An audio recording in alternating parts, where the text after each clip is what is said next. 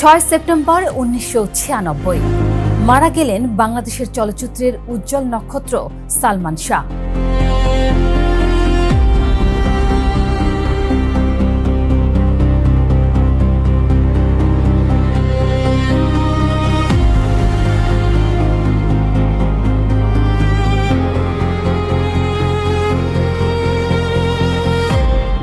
আত্মহত্যা নাকি পরিকল্পিত হত্যা? 29 বছর ধরে এই দুই শব্দের মাঝখানে ঝুলে আছে সালমান শাহর মৃত্যু রহস্য। তদন্ত হয়েছে একাধিকবার। এক তদন্ত বলেছে সালমান শাহ আত্মহত্যা করেছিলেন, আরেকটি তদন্তেও হত্যার প্রমাণ মেলেনি। কিন্তু অন্যদিকে 1997 সালের একটি জবানবন্দিতে দাবি করা হলো সালমান শাহকে 12 লাখ টাকার বিনিময়ে হত্যা করা হয়েছিল। তারপর কেটে গেল 29টি বছর। দীর্ঘদিন অপমৃত্যুর মামলা ও আত্মহত্যার তত্ত্বে তদন্ত হওয়া সেই মৃত্যুই 2025 সালে এসে আবার পরিণত হলো হত্যা মামলায়।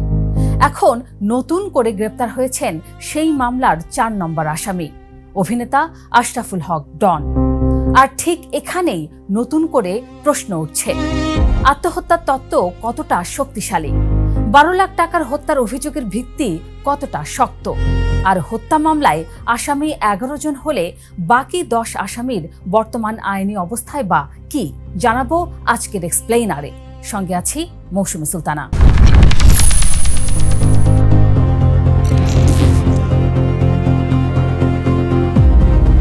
সালমান শাহর মৃত্যুর পর তার বাবা কমরউদ্দিন আহমেদ চৌধুরী প্রথমে একটি অপমৃত্যুর মামলা করেন। 1997 সালের 3 নভেম্বর পুলিশের অপরাধ তদন্ত বিভাগ সিআইডি তদন্ত শেষে আদালতে প্রতিবেদন দেয়। সেখানে সালমান শাহর মৃত্যুকে আত্মহত্যা বলা হয়, কিন্তু সালমানের পরিবার সেই তদন্ত রিপোর্ট মেনে নেয়নি। মামলাটি যায় বিচার বিভাগীয় তদন্তে। 2014 সালে সেই তদন্ত প্রতিবেদনেও হত্যার অভিযোগ প্রমাণিত হয়নি। সালমান শাহর মৃত্যুকে তখনও আত্মহত্যা বা অপমৃত্যু হিসেবেই দেখা হয়, অর্থাৎ একটি মৃত্যু, একাধিক তদন্ত, কিন্তু হত্যার প্রমাণ নেই।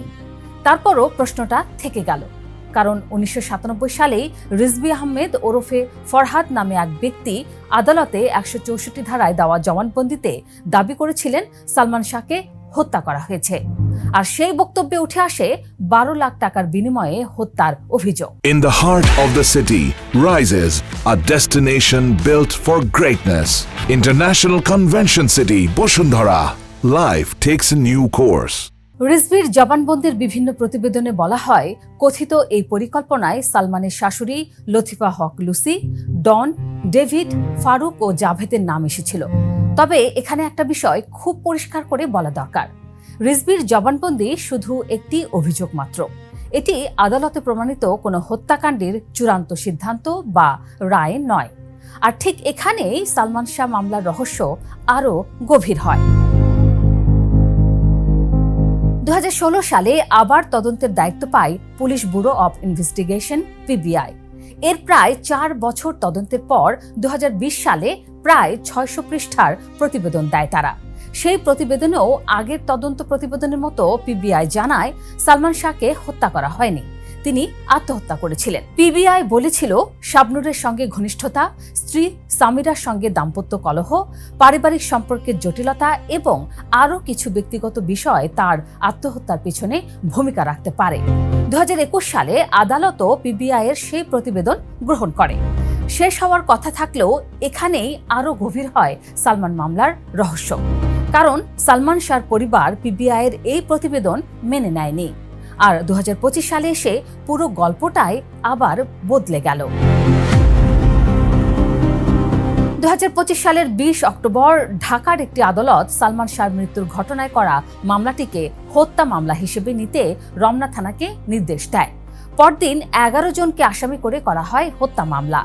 আসামিদের মধ্যে রয়েছেন সালমান শাহর সাবেক স্ত্রী সামিরা হক, শাশুড়ি লতিফা হক লুসি, ব্যবসায়ী আজিজ মোহাম্মদ ভাই, অভিনেতা Ashraful Haque Don, David, Javed, Faruk, Ruby, S Sattar, Saju এবং রিজভী আহমেদ ওরফে ফরহাদ।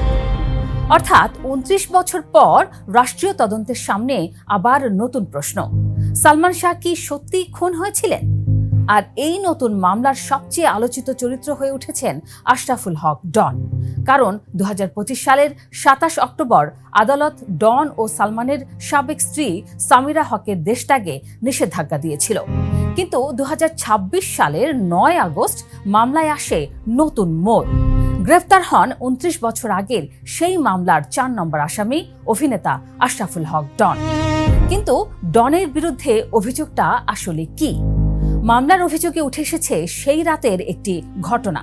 সেদিন সালমান শাহর পরিবারের সদস্যরা তার স্কাটনের বাসায় গিয়েছিলেন, কিন্তু অভিযোগ অনুযায়ী তার স্ত্রী সামিরা হক তাদের বাসার ভেতরে ঢুকতে দেয়নি।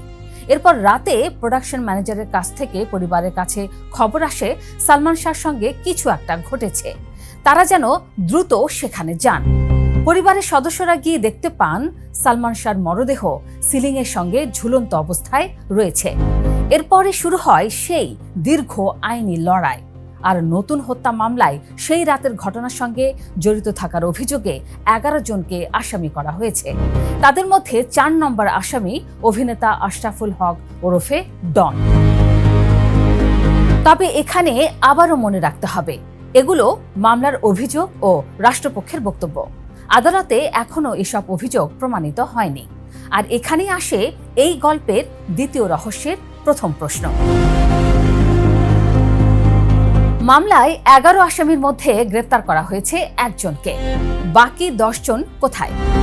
২০২৫ সালে পুলিশ আসামিদের দেশত্যাগ ঠেকাতে ইমিগ্রেশন কর্তৃপক্ষকে তথ্য দিয়েছিল। কিন্তু প্রকাশ্য সর্বশেষ তথ্য অনুযায়ী প্রত্যেক আসামির বর্তমান অবস্থান একসঙ্গে নিশ্চিতভাবে জানা যাচ্ছে না। কে কোথায় আছেন, কে গ্রেফতার হয়েছেন, কে জামিনে আছেন বা কে পলাতক, এসবের প্রতিটি তথ্য আলাদাভাবে আদালত ও তদন্ত সংশ্লিষ্ট সূত্রে যাচাই করা প্রয়োজন। আর ঠিক এখানেই প্রশ্ন আসে, মামলার ১১ আসামির প্রত্যেকের বিরুদ্ধে অভিযোগ কি এবং বর্তমানে তাদের আইনি অবস্থান কি? এই মামলার সবচেয়ে বড় রহস্য হলো, তাহলে কোন তদন্তটি ভুল ছিল? যদি সালমান শাহকে হত্যা করা হয়ে থাকে, তাহলে সিআইডি কেন তা ধরতে পারল না? বিচার বিভাগীয় তদন্ত কেন হত্যার প্রমাণ পেল না? পিবিআই কেন আবারও বলল এটি আত্মহত্যা? আর যদি আত্মহত্যায় সত্য হয়, তাহলে ২০২৫ সালে আদালত কেন আবার হত্যা মামলা করার নির্দেশ দিল? এখন এই প্রশ্নগুলোর উত্তর খুঁজছে নতুন তদন্ত। এমনকি ২০২৬ সালে আদালত সালমান শাহর মরদেহ কবর থেকে তুলে নতুন করে ইনকোয়েস্ট ও ময়নাতদন্তের অনুমতি দিয়েছে। একবার ভাবুন তো, একটি মৃত্যুর ২৯ বছর পর আবার কবরের ভেতর থেকে খোঁজা হচ্ছে উত্তর। আর নতুন হত্যা মামলার তদন্ত প্রতিবেদনও এখনো জমা পড়েনি। সর্বশেষ আদালত তদন্ত প্রতিবেদন জমা দেওয়ার জন্য ২০২৬ সালের ৩০ আগস্ট নির্ধারণ করেছে। অর্থাৎ এখনো কোনো চূড়ান্ত উত্তর নেই, হত্যা প্রমাণিত হয়নি, আত্মহত্যার তত্ত্ব নতুন করে শেষ কথা হয়ে যায়নি। ডন গ্রেপ্তার হয়েছেন, কিন্তু তিনি দোষী সাব্যস্ত নন। আর ১১ আসামির মামলাও এখনো তদন্তাধীন।